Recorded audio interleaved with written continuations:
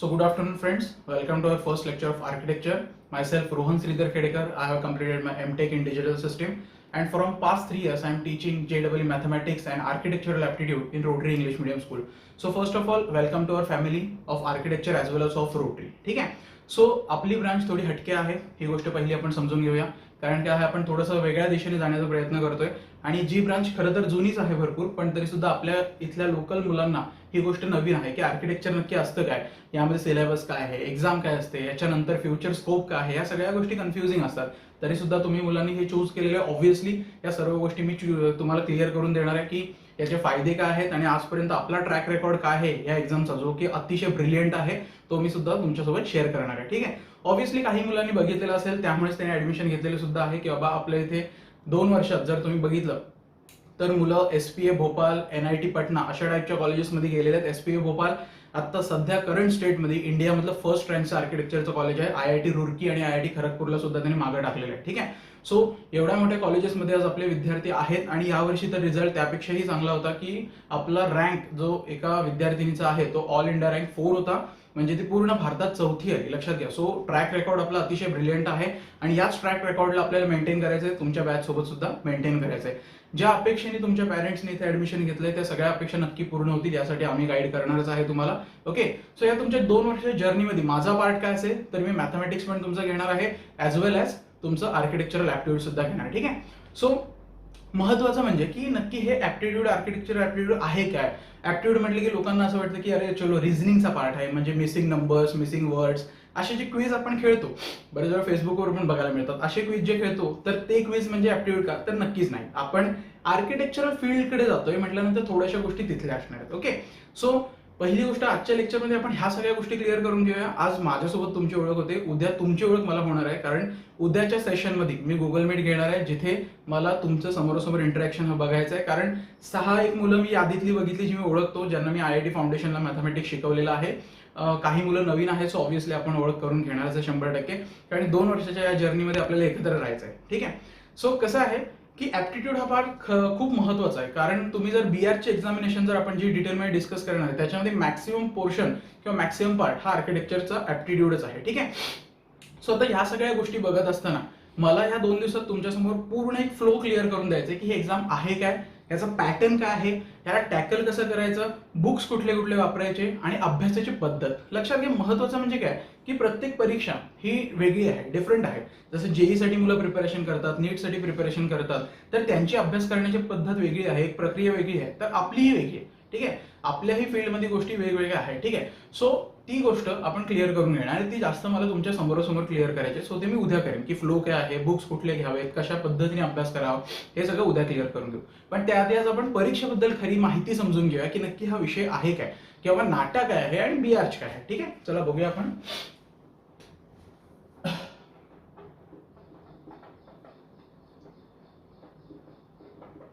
ठीक आहे. सो हे जे 2 नावं दिसतात, या दोन्ही परीक्षा आपल्याला अटेम्प्ट करायच्या. आता याच्यामध्ये सर्वप्रथम जर डिस्कस करायचं झालं तर नाटाबद्दल पहिला डिस्कस करून घेतो. आता सर्वात इम्पॉर्टंट गोष्ट की नाटा ही एक्झामिनेशन दिल्यानंतर मला कुठले कॉलेजेस मिळतील या गोष्टीचं पहिला एकदा क्लिअर करून घेऊया. तर नाटा ही एक्झामिनेशन आहे काउन्सिल ऑफ आर्किटेक्चरच्या अंडर येते आणि ही महाराष्ट्रापुरती सीमित एक्झामिनेशन आहे. म्हणजे कसं आहे की हे तुमच्या स्टेटपुरती सीमित आहे. तुम्ही कसं यामध्ये तुमचे जेवढे मार्क पडतील तुम्ही महाराष्ट्राच्या कॉलेजमध्ये त्यांच्यासाठी अप्लाय करू शकता. लक्षात, त्या मार्कांच्या बेसवरती तुम्ही महाराष्ट्रातले जे टॉप कॉलेजेस आहेत किंवा जेवढे आर्किटेक्चरचे कॉलेज आहेत त्याला अप्लाय करू शकता. फॉर एक्झाम्पल आता टॉप कॉलेजेसच म्हटलं तर कुठले कॉलेजेस नाटासाठी सगळ्यात बेस्ट आहेत, तर मी म्हणेन JJ आहे, कमला रहेजा आहे, रचना सांसद आहे. आणि आनंद या गोष्टीचा आहे की या तिन्ही टॉप कॉलेजेसमध्ये आपले स्टुडंट्स आहेत, जे 2 वर्षात आपल्या इथून पास आउट होऊन गेले, 3 वर्षात ह्या तिन्ही कॉलेजमध्ये आपली मुलं आहेत. लक्षात घ्या. सो एक ट्रॅक रेकॉर्ड जर म्हटलं तर नाटाच्या एक्झामवरती पण आपण एकदम दमदार रिझल्ट दिलेला आहे आणि BRच्या ह्याच्यावरती आपण टॉप इंडियाच्या कॉलेजमध्ये आपली मुलं विद्यार्थी गेलेले आहेत. ठीक आहे. सो ही एक गोष्ट आहे ना, ही तुमच्यासाठी एक मोटिवेशन आहे की आपण ह्या गोष्टी करू शकतो. आपले सिनियर्स ही गोष्ट करू शकलेत, इथलीच लोकल मुलं, इथलीच मराठी मुलं जरी करू शकलेत तर आपण का नाही करू शकत. आपण सुद्धा ही गोष्ट करू शकतो. काय आहे, टॉपचं कॉलेज आहे ना, मिळवू शकतो. आपल्याला तेवढं कॅलिबर आहे आपल्यामध्ये, आपल्याला त्या दिशेने फक्त जायचं आहे, आपली एनर्जी चॅनलाइज करायची आणि नक्की आपलं गोल आपल्याला मिळणार आहे. ठीक आहे. सो नाटाबद्दल जर बोलायचं झालं तर 125 क्वेश्चन असतात एक्झामिनेशनमध्ये. ठीक आहे. 125 क्वेश्चन आणि टोटल एक्झामिनेशन असते 200 मार्क्सची. आता हे 200 मार्क्स डिवाइड कसे होतात तर 2020 पर्यंत जो पॅटर्न होता ना नाटाचा तो फिक्स होता, की त्याच्यामध्ये काय होतं की 200 पैकी काय होतं की 125 मार्क्स हे ड्रॉइंग पार्टला होते. ड्रॉइंग म्हणजे त्याच्यामध्ये ड्रॉइंगची थिअरी वगैरे होती सगळी, ओके, थिअरी वगैरे ते मॅडम तुम्हाला एक्सप्लेन करतील.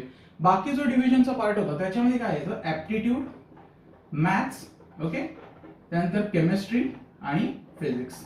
आता तुम्ही म्हणाल हे सगळं तर जेईला पण आहेच ना, नक्की, पण इथे कसं होतं की 5 क्वेश्चन्स असे होते, त्याच्यामुळे फारसा इम्पॅक्ट तेवढा पडत नव्हता. पण एकत्र जर विचार केला तर 15 प्रश्न महत्वाचे होते, ठीक आहे. आणि ऍप्टिट्यूडला 35 क्वेश्चन्स होते आपले, ओके. सो इथे आपले 35 प्रश्न होते. तर लक्षात घ्या की महत्वाचं इथे कसं होतं की एक्झाम पॅटर्न प्रत्येक वर्षी नाटा जे आहे एक्झामिनेशन घेणारे काउन्सिल ऑफ आर्किटेक्चर ते बदलतात. आणि यावर्षी तर खूप वेगळाच पॅटर्न आपल्याला बघायला भेटला, जो थोडासा अब्रॉड मध्ये जसा फॉलो होतो तसा पॅटर्न होता, की एक्झामिनेशन 125 क्वेश्चनचीच होती, 200 मार्क्सचीच होती, पण पॅटर्न फिक्स नव्हता, ओके. तो पॅटर्न फिक्स नव्हता. आता फिक्स नव्हता म्हणजे काय, तर एक लक्षात घ्या, त्याच्यामध्ये क्वेश्चन्स रॅन्डम होते, सगळे क्वेश्चन, ओके, रॅन्डम क्वेश्चन्स होते. आणि some questions had 1 mark, okay, some had 2, some had 3 marks. आणि आपल्याला काही माहित नव्हतं की किती क्वेश्चन कुठल्या याच्यावरती येणार आहेत, ड्रॉइंगला किती क्वेश्चन येतील, मॅथमॅटिक्सला किती क्वेश्चन येणार आहेत, फिजिक्सला किती क्वेश्चन आहेत, काही माहित नव्हतं. Plain, it was just plain. एक छोट्याशा नोटिफिकेशन मध्ये आपल्याला मिळालं होतं की 125 प्रश्न आहेत, कशातले आहेत नाही सांगितले, ना सिलेबस क्लिअर केला होता, आणि डायरेक्ट सांगितलं होतं 200 मार्काची परीक्षा होणार आहे, जाऊन द्या. आता त्याच्यावरती अजून एक गोष्ट जी गमतीशीर म्हणा किंवा तुमच्यासाठी भीतीदायक, की जे क्वेश्चन्स होते ना, क्वेश्चन जे होते त्याला टायमर होता, ओके. आता क्वेश्चनला टायमर होता म्हणजे काय, तर क्वेश्चन नंबर जो 1 आहे तो 30 सेकंड्स नंतर डिसअपिअर व्हायचा. म्हणजे आता विचार करा की तुम्हाला एखादा क्वेश्चन वाचायला दिलेला आहे, तो क्वेश्चन आफ्टर 30 सेकंड्स डिसअपिअर झाला, and you have only options. तुम्हाला त्या क्वेश्चनचं इमॅजिनेशन करून किंवा जे काही वाचले त्याच्यावरती वर्कआउट करून तुम्हाला ऑप्शन चूज करायचे होते. सो हा पार्ट थोडा डिफिकल्ट होता, लक्षात घ्या. त्याच्यामुळे काय की भरपूर मुलांना कन्फ्युजन होतं. सो आपण ह्या सगळ्या गोष्टीसाठी प्रिपेअर राहणार आहे. We will be prepared for worst things that even if council of architecture again changes the pattern, not to worry, will be prepared for it, ठीक आहे. आता ह्याच्यामध्ये पण गंमत कशी होती की नाट्यामध्ये निगेटिव्ह मार्किंग नाही, त्यामुळे थोडं एक भीतीदायक कमी राहते गोष्ट, की बाबा चला भीती नाहीये, सगळे क्वेश्चन अटेम्प्ट करून येऊ शकतो, म्हणून मुलं तेवढं तरी करून येतात, आणि हे आपल्यालाही करायचंय, ओके. सो हे सगळे यावर्षी पॅटर्न्स आहे की बाबा 125 मार्क प्रश्न, 200 मार्क, पॅटर्न फिक्स नाही, कशावरती काय येईल, किती प्रश्न कशावरती येणार आहेत काही फिक्स नाही. You have to go with your IQ and your proper study, बस, दॅट वॉज इट. फिजिक्सचे किती क्वेश्चन माहित नाही, मॅथ्सचे किती क्वेश्चन माहित नाही, केमिस्ट्रीचे किती क्वेश्चन काही माहित नव्हतं, रॅन्डमली क्वेश्चन आले होते, आणि काही प्रश्नांना 3 मार्क, काही प्रश्नांना 2 मार्क, काही प्रश्नांना 1 मार्क होता. सो एकदम अनिश्चितपणा होता. म्हणजे इव्हन आम्ही सुद्धा काही गेस करू शकत नव्हतो. तुम्हीच विद्यार्थी ज्यावेळी एक्झामला बसणार होते त्यावेळीच त्यांना कळणार होते की बाबा एक्झाम आहे काय. आणि हे जे 30 सेकंड्स आहे हे तर आमच्या विचारांच्या सुद्धा पलीकडे गोष्ट होती की असं एखादी गोष्ट करू शकतात ते. आणि ती 10 म्हणतात ना 10 क्वेश्चन तसे होते, 30-40 मार्क्ससाठी आलं होतं ते. म्हणजे विचार करण्याची गोष्ट आहे की पॅटर्न कसा डेव्हलप होतोय. सो आपण त्याची तयारी सुद्धा करून घेणार आहे तुमची, ठीक आहे. मग आता बीआर्च बद्दल, ठीक आहे, बीआर्च बद्दल जर बोलायचं झालं तर लक्षात घ्या, मी इथे एक्झामिनेशन 400 मार्क्सची असते. तुमची टोटल 400 मार्क्सची एक्झामिनेशन आहे. त्याच्यामध्ये 100 मार्क्स हे मॅथ्ससाठी आहेत, ओके, मॅथमॅटिक्ससाठी आहेत. त्याच्यामध्ये 25 + 10 असा क्वेश्चनचा पॅटर्न राहणार आहे. हे आता इंटिजर टाईप एनी 5. आता तुमच्या वेळी हे राहतं की नाही हे माहित नाही, पण यावर्षी हे होतं, ठीक आहे. सो आपण 25 + 5 अशा 20 + 5, 25 नाही अजून पॅटर्न झाला 20 + 5, ओके. सो आपण ह्या पॅटर्नने जाऊया की 20 क्वेश्चन आपले MCQ आहेत आणि 5 क्वेश्चन आहेत ते इंटिजर टाईप क्वेश्चन आहे, ठीक आहे.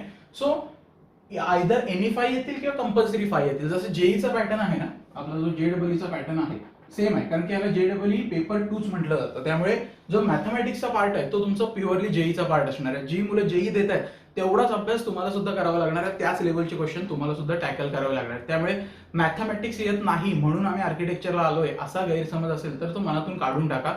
आपल्याला मॅथमॅटिक्स शिवाय पर्यायच नाही.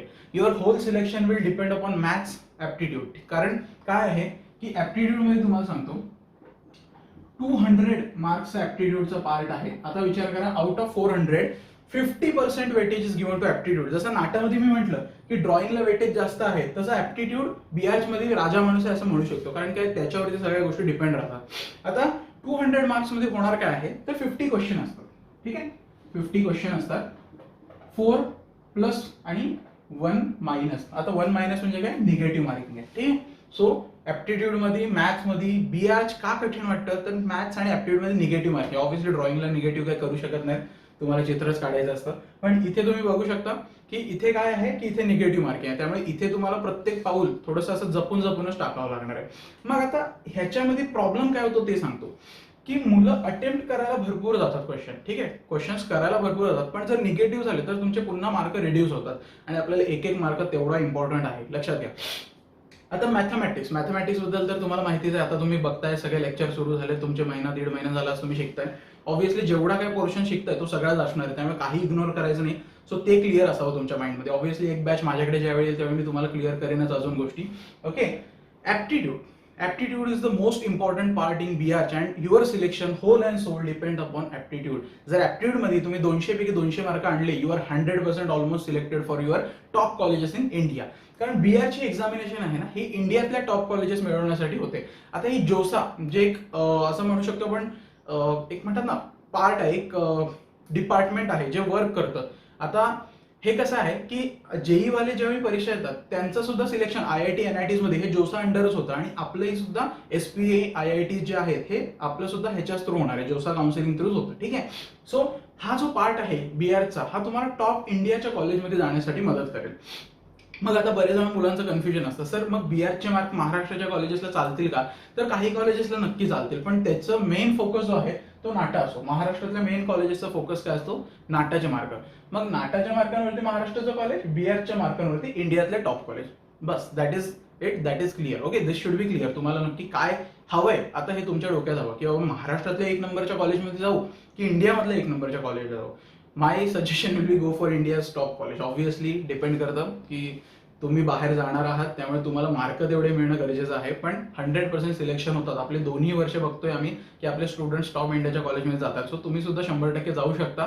Just trust your teacher and follow what ever he says. ठीक आहे, ही गोष्ट फार महत्वाची आहे, कारण की ही जर्नी आहे ना थोडीशी वेगळी आहे, इतर सब्जेक्टपेक्षा थोडं वेगळं आहे, ते पण क्लिअर करून देणार आहे. आता पॅटर्न तर समजला तुम्हाला, ठीक आहे. मग आता ऍप्टिट्यूड जो पार्ट मी शिकवणार आहे त्याच्याबद्दल थोडं बोलून घेऊया. ठीक आहे, हे कट ऑफ वगैरे बद्दल आपण बोलणारच आहे, सो आता ते जास्त नाही बोलत, पण एक सर्वसाधारण सांगतो. नाटामध्ये 150 प्लस किंवा 160 प्लस पाहिजे तुम्हाला आउट ऑफ 200. आता त्याच्यात पण कसं आहे कॅल्क्युलेशन सांगतो.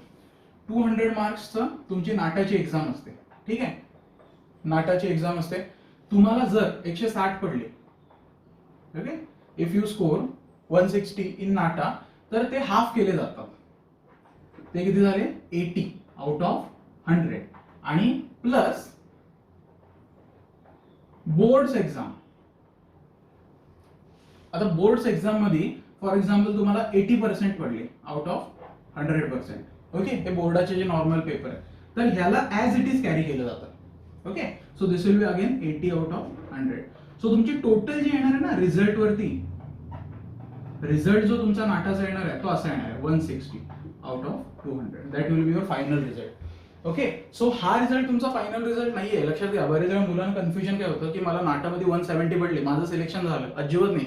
तुम्हाला 170 पडलेत ना त्याचे अर्धे होणार, 190 पडलेत त्याचे अर्धे होणार, पण बोर्ड्स मध्ये जेवढे पर्सेंट पडतील ते as it is carry forward होतात. त्यामुळे मी मुलांना सजेस्ट करतो, अरे तुम्ही बोर्डवरती पण तेवढंच लक्ष द्या. कारण काय, माझं म्हणणं तुम्ही मिळवा ना, इथेच 95 मार्क्स मिळवा, ऍज इट इज 95 मार्क्स इथं आले, मग इथे एखाद्या वेळी 60-70 पण चालून जातील. You will get your best college of Maharashtra.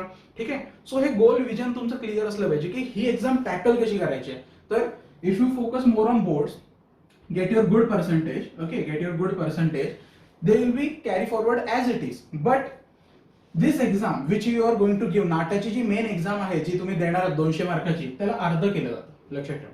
ठीक आहे, सो हा फरक आहे. त्याच्यामुळे कसं आहे, ह्याच्यामध्ये पण चांगला स्कोर आला पाहिजे, पण इथे स्कोप जास्त आहे.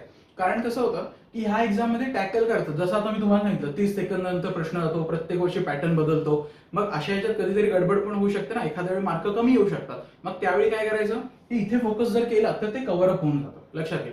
आणि you should get at least 160 plus out of 200 to get your best college in Maharashtra in NATA. ठीक आहे, for NATA examination this should be your score.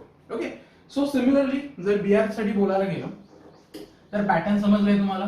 400 मार्क्सचं, 100 mark ड्रॉइंगला, 100 मॅथमॅटिक्सला आणि 200 मार्क ऍप्टिट्यूडला. त्यामुळे आता तुम्हाला कळलं असेल की पार्ट इम्पॉर्टंट कुठला आहे. ऍप्टिट्यूड इज युअर सक्सेस की, असं मी म्हणू शकतो. ठीक आहे, आणि आपला रेकॉर्ड राहिलेला आहे. आपल्या इथे एका स्टुडंटला 195 पडलेले आहेत 200 पैकी. ठीक आहे. सो आपण हे करून दाखवलेलं आहे. आपण ह्याच्यापेक्षाही करून जास्त दाखवू शकतो. ठीक आहे. सो हे टार्गेट तुमचं असलंच पाहिजे. ऑब्व्हियसली हे ब्रेक करण्याचं टार्गेट असलं पाहिजे. This is the record set by student of our school. You have to break it. Okay.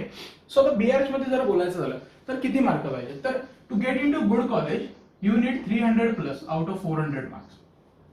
मग आता 300 मार्क मिळवायचे कसे? तर बघा की मॅथमॅटिक्सचा पार्ट किती आहे? 100 मार्क्सचा. ऍप्टिट्यूडचा पार्ट किती आहे? 200 मार्क्सचा. आणि ड्रॉइंगचा पार्ट किती आहे? 100 मार्क्सचा. So if you are very very very good, म्हणजे आर्टिस्ट लेवलची तुमची ड्रॉइंग आहे, तर नक्कीच तुम्हाला इथे 60 to 70 मार्क्स भेटू शकतात, आरामात भेटतील. ठीक आहे. You can score that much. आता इथे बघा, इथे if you are very good at mathematics, well and good, you can score. But if you are so also, don't worry, कारण क्वेश्चनची लेवल थोडी खाली असते जेईपेक्षा, पण चांगली असते. असं नाही की अगदीच टाकाऊ आहेत, पण थोडी नॉर्मल असते. So at least you can cross 40. Okay. 40 to 50 आपलं मेजरली टार्गेट असलं पाहिजे. ठीक आहे. सो आता इमॅजिन करा, in this both scenarios you have just cross 100. आपल्याला टार्गेट काय आहे? 300. म्हणजे तुम्ही इथे सुद्धा जर केलं मॅच तर काय होते? तुम्ही अक्षरशः फक्त 120 110 पर्यंत पोहोचलाय. मग आता 200 मार्क मिळवायला तुम्हाला ऍप्टिट्यूडला किती पाहिजे? That will be 190 plus. So this is your key to the success. If you score this marks, then this average marks will also work. If you are extremely good at this, go beyond this. If you are extremely good at this, go beyond this. But the deciding factor will be aptitude for sure. ठीक आहे. आणि ही गोष्ट आता 2 वर्ष आम्ही बघतोय की aptitude मध्ये ज्यांनी भरारी घेतलेली आहे त्यांना 100% चांगलं कॉलेज भेटलेलं आहे. ठीक आहे. So focus should be aptitude when you are dealing with BR. 200 पैकी 200 मार्क मी कसे मिळवू शकतो, हा माझा मेन फोकस असला पाहिजे. मग आता ह्या सगळ्या गोष्टी झाल्या. आता टॉपच्या कॉलेजमध्ये आता तुम्हाला मी SPA सांगितलं. SPA म्हणजे school of planning and architecture. Okay. So SPAs भरपूर आहेत, दिल्ली आहे, भोपाल आहे वगैरे, पण भोपाल इज फर्स्ट रँक आणि आपलं टार्गेट तेच असलं पाहिजे. ठीक आहे. एक्झाम, मार्क्स, पॅटर्न या सगळ्या गोष्टी कळल्या. 3 hours ची एक्झाम असते. सो काय ते टायमिंग वगैरे तुम्हाला सगळं माहिती असणार आहे. ओके. सो मला वाटतं इथपर्यंत गोष्टी क्लिअर झाल्या असते की बाबा आपल्याला एक्झाम काय आहे, कुठले कॉलेजेस मिळू शकतात, नाटाची एक्झाम कशी असते, BRची एक्झाम कशी असते. आता आपण येऊया आपल्या पॉईंटकडे की ऍप्टिट्यूड मध्ये असतं काय. ठीक आहे. So will come to that point. मला माहिती आहे बरीचशी मुलं सर्च करून येतात, चांगली गोष्ट आहे. You should be updated. Okay. पण ठीक आहे, तरी आपण समजून घ्या की असणार काय काय. तर ऍप्टिट्यूड हा पार्ट खूप वास्ट आहे, लक्षात घ्या, प्रचंड वास्ट आहे. त्याला अनएंडिंग असं आपण म्हणू शकतो. मग याच्यामध्ये काय की आर्किटेक्चरल ऍप्टिट्यूड मध्ये जास्त गोष्टी येतात. आता आर्किटेक्चरल ऍप्टिट्यूड म्हणजे काय? तर आता एक विचार करा की तुम्ही स्वतः ह्या एक्झामिनेशनला जेव्हा चूज करता त्यावेळी तुम्ही फ्युचरमध्ये काहीतरी आर्किटेक्ट बनण्यासाठी चूज करताय. मग आर्किटेक्ट करतो काय? डिझायनिंग, बिल्डिंग, ऑल दिस थिंग. बरोबर आहे. मग त्याच्याच रिलेटेड क्वेश्चन असणार ना, 100% त्याच्या रिलेटेड क्वेश्चन असणार. सो बेसिक क्वेश्चन्स कुठून कुठून सुरू होतात ते सांगतो. तुमची कलर थिअरी आहे, मटेरियल स्टडी. आता कलर थिअरीमध्ये ऑब्व्हियसली प्रायमरी, टर्शियरी कलर ते तुमचं ड्रॉइंगमध्ये पण कव्हर होऊन जाईल, त्याचा काही फार विषय नाही आहे. कूल कलर्स कुठले आहेत, वॉर्म कलर्स कुठले आहेत, कलर कॉम्बिनेशन कसे असतात, ह्या सगळ्या गोष्टी. त्याच्यानंतर आलं तर material study, very very important part of aptitude, की एखादी बिल्डिंग कुठल्या मटेरियलनी बनलेली आहे, एखादं मटेरियल कशासाठी उपयोगी येतं. जसं की आता मी तुम्हाला क्वेश्चन विचारला की बाबा आपल्याला समुद्रात ब्रिज उभा करायचा आहे, तर माझा हा तुम्हाला क्वेश्चन आहे की which material should be use. Okay. After lecture you all have to reply. माझा एक बेसिक क्वेश्चन आहे तुम्हाला की समुद्रात मला जर एखादा ब्रिज उभा करायचा आहे, which material is best for that. ठीक आहे. सो ह्याचं उत्तर तुम्ही बेसिकली मला द्या. तसेच भरपूर प्रश्न आहेत की एखादा बाबा तुम्हाला म्हणतात ना असं दमट ठिकाणी एखादं काहीतरी बिल्डिंग वगैरे बांधायची आहे, किंवा एखाद्या असं जिथे प्रॉपर लँड नाही आहे तिथे तुम्हाला जर बिल्डिंग बांधायची तर तुम्ही काय करू शकता. असे भरपूर प्रश्न हे मटेरियल स्टडीवरती डिपेंड राहतात. मग ह्याच्यामध्ये मॉन्युमेंट्स आणि बिल्डिंग्स पण येतात की बाबा ताजमहल कुठल्या मटेरियलने बनलाय, कुतुब मिनार कुठल्या मटेरियलने बनलाय, अशा गोष्टी सगळ्या आपल्याला बघायला मिळतात. सो हे मटेरियल स्टडीचा पार्ट झाला. त्याच्यानंतर महत्वाचा पार्ट म्हणजे काय की GK, the most important part. हा GK मध्ये येतो, पण GK जो प्युअरली म्हणे तो म्हणजे काय की बाबा एखादा आर्किटेक्चरचा फोटो देतात की हा आर्किटेक्चर कोण आहे ओळखा, किंवा एखाद्या आर्किटेक्चरचं नाव देतात आणि 4 बिल्डिंग्स देतात, तर ह्यापैकी कुठली बिल्डिंग आर्किटेक्चरने डिझाईन केले असा प्रश्न येतो. त्यानंतर एखाद्या बिल्डिंगचा फोटो येतो, तर ही बिल्डिंग कोणी डिझाईन केले, कोण या बिल्डिंगचा आर्किटेक्ट होता. फॉर एक्झाम्पल आता बुर्ज अल अरब दिला तर तुम्हाला त्याची हाईट किती आहे हे विचारलं जातं, कुतुब मिनारची हाईट किती आहे हे विचारलं जातं. त्याच्यानंतर एखादा ब्रिज दिला जातो, हा ब्रिज कुठल्या कंट्रीमध्ये आहे, हा कोणी डिझाईन केला, ह्याचा आर्किटेक्ट कोण आहे. डिझायनर आणि आर्किटेक्ट हे दोन्ही लक्षात, ज्यांनी बांधले आणि ज्यांनी डिझाईन केले ह्यात फरक आहे, लक्षात घ्या. सो हे डिफरंट पीपल आहे. ट्विन टॉवर्स कुठे आहेत, ह्या सगळ्या गोष्टी ज्या आहेत ना ह्या GK मध्ये येतात आणि भरपूर वास्ट आहे. ओके, हे वाचून वाचून तुम्ही किती वाचणार विचार करा. आता temples, monuments, caves, bridges, building, त्यानंतर वर्ल्ड हेरिटेज, भरपूर गोष्टी आहेत ज्या तुम्हाला पाठ करायच्या आहेत. म्हणजे तुमच्या मेमरीमध्ये अक्षरशः जसं आपण एखादं म्हणतात ना हार्ड डिस्कमध्ये गोष्टी स्टोअर करतो तशा स्टोअर झाल्या पाहिजेत. की अरे हा ली कॉर्ब्युसियर म्हटलं की मला समजलं पाहिजे okay he was an architect and design so and so building. Okay, मला कुतुब मिनार म्हटलं की त्याची पहिला हाईट आली पाहिजे आणि काय मटेरियलनी बनलाय ह्याचा विचार आला पाहिजे. सो असं ज्यावेळी तुमची मेमरी प्रोसेस होईल त्यावेळी 100% तुम्ही प्रॉपर फ्लोमध्ये आले आणि हे करायचं आहे आपल्याला. ओके, त्याच्यानंतर आपल्याला 3Dचा एक पार्ट येतो, व्हिज्युअलायझेशनचा पार्ट. आता व्हिज्युअलायझेशन म्हणजे काय, एखादं तुमच्यासमोर ऑब्जेक्ट दिलं जातं आणि ते ऑब्जेक्ट ओबडधोबड असेल, असं म्हणजे काय त्याला प्रॉपर स्क्वेअर वगैरे नाही, आणि ते विचारतात टॉप व्ह्यू कसा आहे, साईड व्ह्यू कसा आहे, ह्या सगळ्या गोष्टी, किंवा नंबर ऑफ एजेस किती आहेत, नंबर ऑफ सर्फेसेस किती आहेत, नंबर ऑफ कॉर्नर्स किती आहेत, या सगळ्या गोष्टी त्या व्ह्यू वरती तुम्हाला विचारल्या जातात. लक्षात घ्या. आता हे खूप इम्पॉर्टंट आणि सगळ्यात सोपा पार्ट आहे ज्याच्यावरती सगळ्यांना मार्क 100% मिळतात. ह्याच्यामध्ये शक्यतो मार्क जात नाही. त्याच्यापेक्षा थोडं अजून आलं तर रिझनिंगचा जो पार्ट आला त्याच्यामध्ये तुम्हाला काय वॉटर इमेजेस येतात, मिरर इमेजेस काढायला येतात, मिसिंग नंबर्स वगैरे विचारले जातात. त्यानंतर बेसिक मॅथमॅटिक्सचे स्पीड, टाइम वगैरे, ह्या वर्क एनर्जी ह्याच्यावरचे क्वेश्चन येतात. अजून महत्वाचं म्हणजे कसं आहे की हे सगळ्या गोष्टी एकत्र कंबाईन करून ज्यावेळी पेपर बनतो तर प्रत्येकला स्टान्स दिलेला आहे की 3Dचे एवढे क्वेश्चन, जीकेचे एवढे क्वेश्चन, हा जो पार्ट आहे. पण कसं आहे की जीके हा पार्ट मी बघितलाय की मुलं ह्याच्यामध्ये एखादा मार्क जो जातो, मी जे सांगितलं हे जे मार्क मिळालेत ना, एक क्वेश्चन जो गेला ना, 1 question was wrong which was of GK. Okay, त्या स्टुडंटनी 3Dचे क्वेश्चन, जनरल सगळे क्वेश्चन, रिझनिंगचे क्वेश्चन सगळे सोडवले, पण एक जीकेचा क्वेश्चन गेला म्हणून ते -5 झाले. Okay, so she had attempted 50 out of 50 questions, पण एक चुकल्यामुळे तो 4 आणि एक निगेटिव्ह, त्याच्यामुळे 5 मार्क गेले. ठीक आहे. सो जीकेचा पार्ट असा आहे की जो फोकस करायचा आहे. मग आता जीकेचा पार्ट कसा असणार आहे, ओके, सो ह्याला कसं टॅकल करायचं हे आपण उद्या नक्की बघणारच आहे लेक्चरमध्ये, की आपला अभ्यासाचा फ्लो काय असणार आहे, आपण कसं बघणार. त्यानंतर तुम्ही काउंटिंग ऑफ फिगर्स वगैरे बघितलं असेल. एखादं फिगर असते, असे भरपूर गोळे दिलेले असतात, त्याच्यानंतर स्क्वेअर्स दिले, ट्रायंगल दिले, तर ते काउंट किती ट्रायंगल आहे ते काउंट करा. एखाद्या ट्रायंगलच्या फिगरमध्ये भरपूर ट्रायंगल असतात, ते ट्रायंगल किती आहेत ते काउंट करा. त्याच्यानंतर formation of figure, different blocks बनवून कुठली फिगर बनवू शकते, हे सगळं जे आहे ना, हे सगळं तुमचं म्हणजे थोडक्यात ना, ही जी तयारी तुम्ही करता ना, ही कॉम्पिटेटिव्ह एक्झाम सारखी प्युअर कॉम्पिटेटिव्ह एक्झाम, जसं आपण UPSC MPSC बघतो किंवा बँकिंग सेक्टर म्हणतो, तर त्यामध्ये सगळ्यामध्ये ह्या गोष्टी थोड्या पार्टमध्ये इन्क्लुडेड आहेत. लक्षात घ्या. सो तुमचा अभ्यास तर काय वाया जाणार नाही. भविष्यात तुम्ही गव्हर्नमेंट सर्वंटसाठी सुद्धा या सगळ्या एक्झाम देऊ शकता. ठीक आहे. सो बेसिक आपला पार्ट वास्ट आहे, भरपूर वास्ट आहे. आणि अजून एक इम्पॉर्टंट गोष्ट की तुम्हाला ऑब्व्हियसली असे पण जर्नीमध्ये काही ऐकायला गोष्टी भेटतील की तुमची ब्रांच काय आहे, चित्रच काढता, तुम्हाला ऍप्टिट्यूड काय हे आहे. लेट अस इग्नोर दिस थिंग्स. कारण काय आहे की ह्या 2 वर्षात आम्ही अनुभव घेतलेले आहेत की स्टुडंट सुद्धा चेष्टा करतात एखाद्या गोष्टीची, पण इग्नोर करा. कसं आहे, पॅनिक होण्याचा अर्थ नाही. Your marks and your college will give the best answer. ज्यावेळी आमच्या स्टुडंट्सना या गोष्टी फेस करायला लागल्या होत्या, माझ्या मागच्या स्टुडंट्सना, आज ज्यावेळी ते टॉप कॉलेज ऑफ इंडियामध्ये आहेत, जिथे बाकी कोण गेले नाहीये, तर that is the best answer we can give. Okay, आज all India rank 4 best, that is the best thing which we have achieved till now. So that is the best answer to all those who criticize that okay this branch is such and such. So ignore those things. आणि पहिल्याच लेक्चरमध्ये clear करतोय, कारण कसं होतं नंतर मुलं frustrate होतात, अरे हे काय, हे आम्हाला असं बोलतात तसं बोलतात. Just ignore that. Every branch is important. जसं जेई इम्पॉर्टंट आहे, नीट इम्पॉर्टंट आहे, तेवढंच BRH पण इम्पॉर्टंट आहे. लक्षात आहे, प्रत्येक गोष्ट तेवढीच इम्पॉर्टंट आहे. आपली प्रायोरिटी मॅटर करते, ना की लोक काय बोलतात. ठीक आहे. सो एक्झाम पॅटर्न, सिलेबस काय असणार आहे, या सगळ्या गोष्टी आज मी डिस्कस केलेल्या आहेत. पहिलंच लेक्चर आहे, सो मी जास्त लेंदी नाही करणार.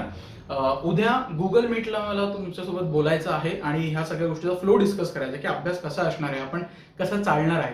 तर त्यासाठी मला आज लेक्चर झाल्यानंतर प्रत्येकाने मला जे आन्सर, मी तुम्हाला क्वेश्चन विचारलेलं आहे की कुठलं मटेरियल वापरायचं आहे, आपण एखादा ब्रिज जर समुद्रात मला उभा करायचा असेल तर त्याचा आन्सर मला सगळ्यांनी पाठवायचा आहे आणि आपल्या नावासोबत पाठवायचं आहे. My name is this and this, I have opted for BRH. Okay, आणि तुमचं काय असेल ते आन्सर.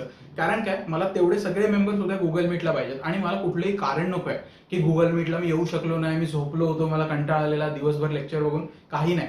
जर गुगल मीट मिस केलं, you are going to miss your lecture. Okay, so tomorrow is very important thing that will discuss the flow, which books to use, how to proceed, ह्या सगळ्या गोष्टी समोरासमोर उद्या मी डिस्कस करणार आहे. अँड नेक्स्ट वीक पासून ऑब्व्हियसली आपण आपल्या प्रॉपर लेक्चर्सला स्टार्ट करणार. ठीक आहे. सो चलो, थँक्यू ऐकल्याबद्दल. भाषण वाटलं असेल तरी पण ऐकून घ्या, महत्वाचं आहे, कारण की 2 वर्षात हे परत मी रिपीट नाही करणार आहे. ठीक आहे. सो भेटूया समोरासमोर, भेटू त्यावेळी अजून मजा येणार, कारण की शिकण्यासाठी हे थोडं वेगळं आहे आणि आपण सगळे एन्जॉय करतो. मी स्वतः बघितलं की मुलं खास करून ऍप्टिट्यूडच्या लेक्चरसाठी खुश असतात, कारण एक वेगळेपणा काहीतरी भेटतो त्यांना. रोजचं फिजिक्स, केमिस्ट्री, मॅथ्स करून कंटाळा येतो, म्हणून त्यांना एक वेगळेपणा भेटतो. ठीक आहे. सो तो तुम्हाला नक्की भेटेल ज्यावेळी समोर याल. पण पण आता जोपर्यंत ऑनलाईन आहे तोपर्यंत ऑनलाईन लेक्चर्स तुम्हाला भेटतील आणि मी 100% तुमच्यासाठी अवेलेबल आहे. तुम्हाला काही विचारायचं असेल बिंदास विचारा. मॅथ्सबद्दल विचारलं काही प्रॉब्लेम नाही, because I am going to take one batch of mathematics as well. ठीक आहे. अँड ॲप्टिट्यूड माझ्याकडे आहे 100%. ठीक आहे. So for both the things I am here. Feel free to contact आणि कनेक्टेड राहा. कारण कसं आहे की आता थोडंसं आपण समोर नाही आहे त्यामुळे फरक पडतो. Stay connected because every day, every month, every year is important for us. Every second मी म्हणेन इम्पॉर्टंट आहे. कारण या 2 वर्षामध्ये जे काय आपण करू त्याचाच रिझल्ट फायनली येणार आहे आणि तो रिझल्ट तुमचं फ्युचर डिसाईड करणार. ठीक आहे. सो चलो, hopefully all your concepts or all your queries about the examination pattern, colleges, everything is cleared. So we'll meet in tomorrow's online session. मी परत सांगते गुगल मीट आहे. मला आज सगळ्यांचे मेसेज आले पाहिजे. Okay, with your answer. चलो भेटूया उद्याच्या मीटमध्ये. थँक्यू.